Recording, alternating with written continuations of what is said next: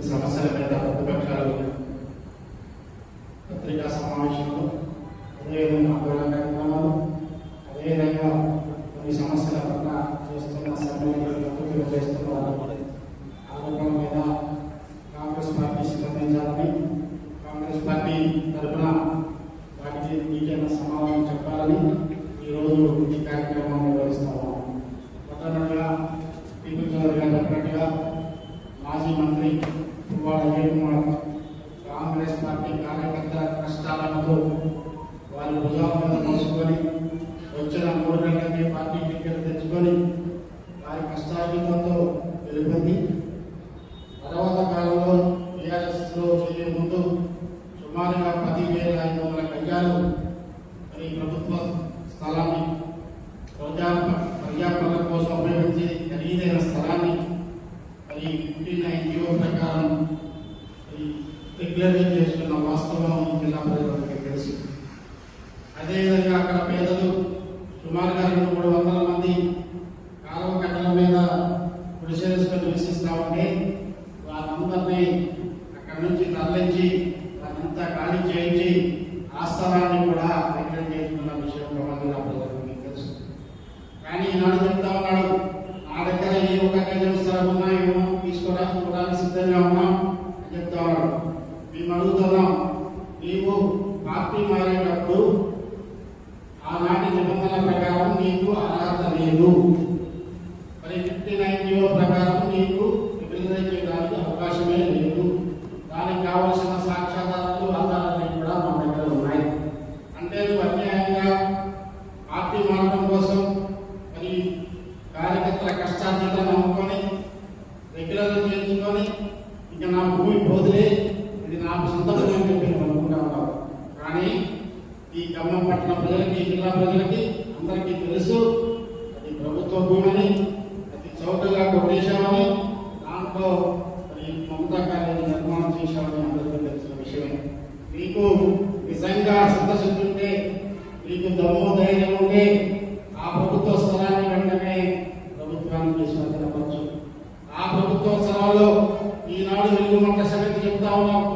మరి 30 ఎకరాల్లో అక్రమంగా కళాకులు కొన్ని శక్తులు లక్షల రూపాయలకి పేదలకు అమ్ముతా ఉంటే మరి దాన్ని అంతా నిర్మూలించి అర్హులైన పేదలకి అదే స్థలంలో ఇంద్రమిల్లు కట్టిస్తున్న ఈ ప్రభుత్వం చిత్తశుద్ధికి మీ చిత్తశుద్ధికి తేడా కూడా తెలుసుకో.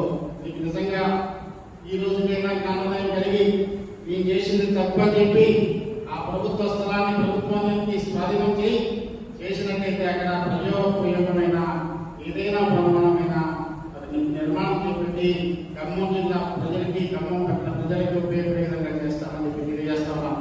ఊరికి అయిపోయింది కదా, నా స్థలం రెగ్యులరైజ్ కదా, ఇది నాది కదా అని చెప్పి అంటే ఈ జిల్లా ప్రజలు కానీ ఈ పట్టణ ప్రజలు కానీ విశ్వసించాలని చెప్పి ఈ సందర్భంగా తెలియజేస్తా ఉన్నాం.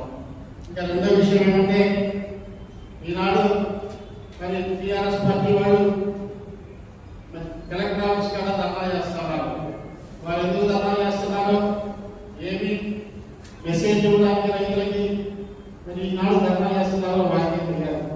ఈనాడు ఇక్కడ ఖమ్మం జిల్లాలో ఎవరి దయ వల్ల, అదేవిధంగా ప్రభుత్వ సహకారం వల్ల తెలంగాణ రాష్ట్ర చరిత్రలో ఏనాడు లేని విధంగా ఈరోజు సుమారుగా 17 లక్షల టన్నుల మరి మొక్కజొన్న పంట పట్టింది. అది నిజంగా అదృష్టం, ఈ రైతుల అదృష్టం, ఈ ప్రభుత్వ అదృష్టంగా మేము భావిస్తున్నాం. కానీ దేశంలో ఏ రాష్ట్రంలో కూడా మన పక్క రాష్ట్రాలైన ఆంధ్రప్రదేశ్ కానీ, ఛత్తీస్గఢ్ కానీ, మహారాష్ట్ర కానీ, ఒరిస్సా కానీ ఎక్కడా కూడా మద్దతు ధరకి మొక్కజొన్నలు కొనుగోలు చేయని విషయాన్ని మేము దృష్టికి తీసుకొస్తా ఉన్నాం. అయినప్పటికీ ఎంతైనా భరిస్తాం, ఎంతైనా రైతులు ఆదుకుంటాం. ఇది రైతు ప్రభుత్వం, రైతుల పక్షాన ఉంటామని చెప్పేసి గౌరవ ముఖ్యమంత్రి రేవంత్ రెడ్డి గారు, అదేవిధంగా డిప్యూటీ ముఖ్యమంత్రి గట్టి విక్రమార్క గారు, ఈ జిల్లాకు చెందిన వ్యవసాయ శాఖ మంత్రి తుమ్మల నాగేశ్వరరావు గారు అనుక్షణం అనునిత్యం అధికారులకు ఆదేశాలు ఇస్తూ ప్రతి జిల్లాని కూడా మద్దతు కొనాల్సిందే. కేంద్రం మనకు సపోర్ట్ చేసినా చేయకపోయినా మన రైతుల పక్షాన ఉండాల్సిందని చెప్పేసి ఈనాడు ఖమ్మం జిల్లాలో సుమారుగా 28 కేంద్రాలు పెట్టి సుమారుగా 60,000 మెట్రిక్ టన్నులు ఇప్పటికీ కొనడం జరిగింది. ఇంకా 2 లక్షల మెట్రిక్ టన్నులు కొనడానికి కూడా ప్రభుత్వం సిద్ధంగా ఉంది. అదేవిధంగా రాష్ట్ర వ్యాప్తంగా 16 లక్షల టన్నులు కొనడానికి కూడా సిద్ధంగా ఉంది. ఇప్పటికి సుమారుగా 3-4 లక్షల టన్నులు కొనడం కూడా జరిగింది. ఈ రకంగా ప్రభుత్వం రైతుల పక్షాన ఉంది. ఈ రోజు మీరు చేసిన ధర్నాకి ఎంతమంది వచ్చారో నాకు తెలియదు, కానీ వచ్చిన దాంట్లో రైతులు భూమి పక్షాన రాలేదు. రైతులంతా ఎక్కడున్నారు? రైతులంతా గ్రామాల్లో ఉన్నారు. మొక్కజొన్న కళ్ళాల దగ్గర ఉన్నారు. వారి కాటాలు వేస్తా ఉన్నారు, వారు లోజు వేస్తా ఉన్నారు. మరి చాలా సంతోషంగా ఉన్నారు. అలాంటిది పట్టుకొని మీరు వెంటనే కొనాలని చెప్పి రైతుల్ని అనవసరమైన మరి ఉద్రేకతలు పెంచడం కోసం తప్ప మీరు సాధించింది అందరికీ తెలుసు. గతంలో మేము కూడా ఉన్నాం. ఈ జిల్లా బిడ్డలుగా, రైతు బిడ్డలుగా మీరు గత మీ ప్రభుత్వంలో 10 సంవత్సరాలు ఏం చేశారో, ఎన్ని లక్షల టన్నులు ధాన్యం ఉన్నారో, ఎంతమంది రైతులకు ఎలా ఉపయోగపడ్డారో మా అందరికీ కూడా తెలుసు.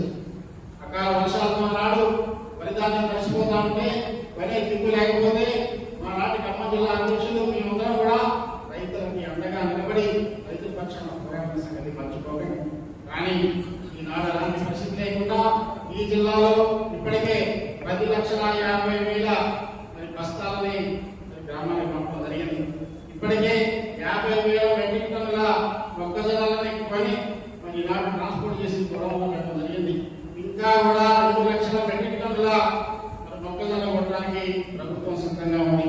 మేము బట్టి విక్రమార్క గారు కానివ్వండి, వ్యవసాయ శాఖ మంత్రి గారు ప్రత్యేక ఆదేశాలు జిల్లా అధికారులకు ఇవ్వడం జరిగింది. రైతులు ఎక్కడ అవసరం ఉంటే మీరు కొనుగోలు కేంద్రాలు అక్కడ తెలవండి. ఎక్కడ రైతులు మొక్కజొన్నలు ఆరబోసుకొని ఒక 200 బస్తాలు 300 బస్తాలు ఉంటే అక్కడికి అధికారులు పంపండి. అక్కడే మాయిచం చూడండి, అక్కడే కాటా వేసుకోండి, అక్కడి నుంచే ట్రాన్స్పోర్ట్ చేయండి అని చెప్పి స్పష్టమైన ఆదేశాలు ఇవ్వడంతో ఈ రోజు అన్ని గ్రామాల్లో మీకు నిజంగా ధైర్యం ఉంటే మాతో పాటు రండి. ఏ మండలమైనా, అది మిరుగున్న మండలం కావచ్చు, అది చింతకాయ మండలం కావచ్చు, వనకల్ మండలం కావచ్చు, నువ్వు చెప్పే నేలకంపల్లి మండలం కావచ్చు, కాలేజీలో ఎక్కడికైనా వెళ్దాం, అది ఏ గ్రామంలో వాటిని చూపించండి. కానీ రైతులు రెచ్చగొట్టి వారి ద్వారా ఏదో లబ్ధి పొందాలనుకుంటే ఈ రోజు రైతు ప్రభుత్వం రైతులకు ఏం చేస్తుందో రైతులకు తెలుసు. మీరు ఒక రైతు బంధు ఇచ్చి గొప్ప చెప్పుకున్నారు. కానీ మేము రైతు బంధు 10,000ని 12,000 ఇప్పించాం, సకాలంలో ఇస్తా ఉన్నాం. అదేవిధంగా మొక్కజొన్నలకి రొట్టెకి 500 క్వింటాల్కి బోనస్ ఇచ్చాం. అదేవిధంగా రైతుల దగ్గర మరి ఖరీఫ్ లో 70 లక్షల టన్నుల ధాన్యం కొన్నాం. ఈ సీజన్ లో 90 లక్షల టన్నుల ధాన్యం కొనబోతా ఉన్నాం. అదేవిధంగా ఇప్పుడు 16 లక్షల మెట్రిక్ టన్నుల మొక్కజొన్నలు కొనబోతా ఉన్నాం. మరి మీరా రైతులకి సపోర్ట్ చేసేది మేమా? రైతుల పక్షాలు ఎవరున్నారో ఒకసారి తెలుసుకోండి. మీరు కాకమ్మ కబుర్లు చెప్పి వాళ్ళని అనవసరంగా కన్ఫ్యూజన్ పెట్టి రైతులను అయోమయం చేసి ఈ రోజు మీరు లబ్ధి పొందాలనుకుంటే రైతులంతా కూడా తెలియగల వాళ్ళు ఖచ్చితంగా మీకు చెప్తారని తెలియజేస్తాము. 3వ అంశంలో మరి ఆనాడు 60 రోజులు 70 రోజులు మరి ఆర్టీసీ కార్మికులు సమ్మె చేస్తా ఉంటే ఈ జిల్లా మంత్రి, రవాణా శాఖ మంత్రి కుమార్ ఏనాడు కూడా ఆర్టీసీ డిపో దగ్గర కానీ ఆర్టీ కార్మికుల దగ్గర కానీ వెళ్ళని వ్యక్తి ఈ రోజు వారు అడిగే న్యాయమైన డిమాండ్లని ప్రభుత్వం ఇచ్చడానికి సిద్ధంగా ఉంది. కానీ మీరు నాశనం చేసిన వ్యవస్థలని సర్దిద్దుతూ ఆనాటి ఆర్టీసీకి ఈనాటి ఆర్టీసీ ఒక్కసారి చూడండి. ఆనాటి ఆర్టీసీ బస్సులు మీరు ఏం చేశారు? కాదు అని చెప్పేసి సరుకు రవాణాకి ఇచ్చారు. కానీ ఈనాడు ప్రభుత్వం వచ్చిన తర్వాత ఆర్టీసీని ఏం చేస్తున్నారు? మహాలక్ష్మి కళ్ళకి మహిళలందరికీ ఉచిత ప్రయాణం ఇచ్చి ప్రతి గ్రామానికి బస్సు పంపించి మరి ఈనాడు ప్రజా ఉపయోగమైన సంస్థగా తీర్చిదిద్ది సుమారుగా 10,000 కోట్ల రూపాయలు ప్రభుత్వం నుండి మహిళలకి తీసుకున్న ఛార్జీల కింద జమ చేయాల్సిందే. మీ నాయకుడే చెప్తా ఉన్నాడు ఇప్పటికీ 7,700 కోట్ల రూపాయలు మాత్రమే ఇచ్చారని. 10,000 కోట్లకి 7,700 కోట్లు ఇచ్చాం. మిగతా ఇవ్వడం సిద్ధంగా ఉన్నాం. మరి ఆనాడు ఎన్ని బస్సులు ఉన్నాయి డిపోలో? రాష్ట్ర వ్యాప్తంగా ఆర్టీసీకి ఆనాడు బస్సులు ఎన్ని తిరిగాయి, ఈనాడు ఎన్ని తిరుగుతున్నాయి కూడా ఒకసారి కనిపించేయండి. ఆనాడు వ్యవస్థ ఎలా ఉంది, ఈనాడు వ్యవస్థ ఎలా ఉందో తెలుసుకోండి. కార్మికులకి ఎప్పుడు కూడా కాంగ్రెస్ పార్టీ అండగా ఉంటుంది.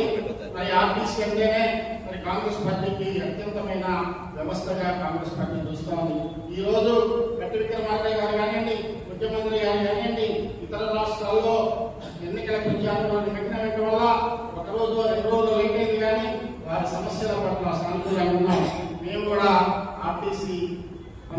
కార్మికులు కానీ ఉద్యోగ సిబ్బంది తెలియజేస్తున్నాం. మీరు తొందరపడకండి, ప్రతిపక్షాల ఉచ్చులో పడకండి, ప్రతిపక్షాల మాయమాటలు అనకండి. ఆనాటి 60 రోజులు తెచ్చుకోండి.